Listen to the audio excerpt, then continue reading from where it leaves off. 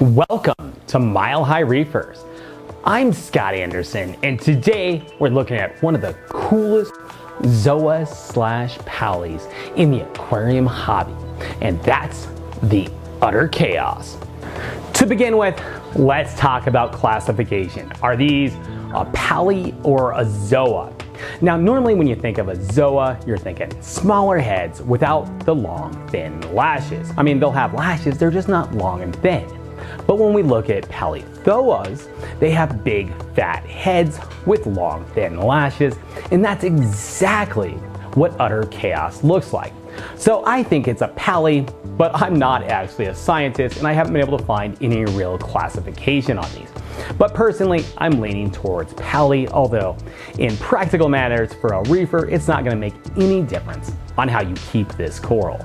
Utter Chaos are going to want normal reef conditions. They're not going to be big alkalinity or magnesium or calcium hounds. Basically, if you can grow any soft coral, you can grow Utter Chaos. They love light, they love flow, but they're so adaptable that they can kind of survive in a myriad of ranges. Me personally, I have found that they love higher light and higher flow, but if you don't have that available, there's a good chance they're going to do pretty well in your tank. One big difference I've noticed between the Utter Chaos in the 24-gallon and the 210 is that the ones in the 24-gallon are real short with smaller heads. Now the difference is the ones in the 24-gallon are mounted flat and are getting hit with a ton of light. The ones in the 210 are mounted vertically and are getting less light. So the ones in the 210 have long stalks that are reaching up, trying to grab that light and flatten the Pally itself out, which is pretty cool and shows how adaptable these corals really are. But its growth pattern will be affected by the light and the flow you give it. So you can actually tailor the way these corals look by placement, light, and flow. And I find that really cool and interesting. And these are all the same coral. The coral growing vertically on this 210-gallon reef are a direct frag from my 24-gallon nano. They're all from the same original frag. The Utter Chaos are some of the most beautiful Zoas / Pallies on the market in my opinion.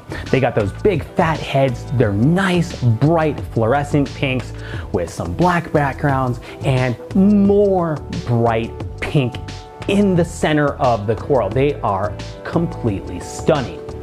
The really cool thing about them though is they're incredibly hardy. I started with a small frag that was given to me by Chad Wohlers.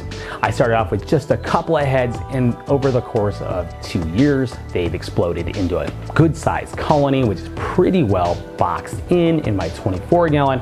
I've moved frags over to the 210-gallon tank where they are exploding. That's the great thing about them. They grow really fast.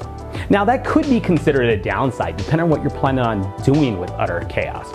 They're big, fat-headed Pallies that really could take over if you let them. But the nice thing is people really want Utter Chaos. This is a coral that used to cost a lot of money, $70, $80 a head. Didn't used to be uncommon. Even as recently as a year or two ago, these were commonly up for 30 bucks a head. But these days, I've seen them as low as 5 bucks a head. And in fact, at Biggs Lagoon's grand opening, I saw heads of Utter Chaos going for $3.33 a head.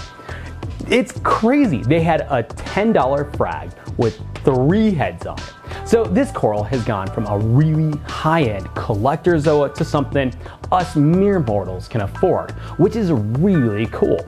But it's still in enough demand that you're gonna have trade stock with it, your local stores will probably wanna trade it in, and these days, I think we can even call it a budget coral.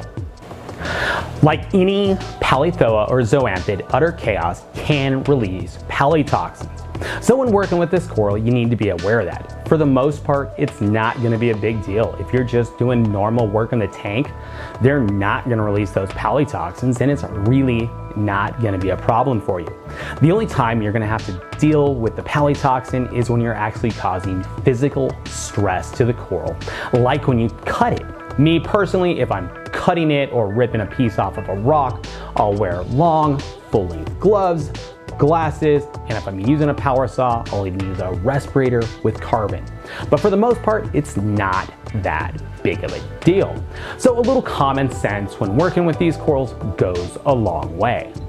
So in utter chaos, we have an absolutely gorgeous coral that's super hardy, easily found, aquacultured, in pretty ready stock all over the country. These are kind of everywhere, and prices are down low enough that, dare we say it, we can actually call this a budget coral these days.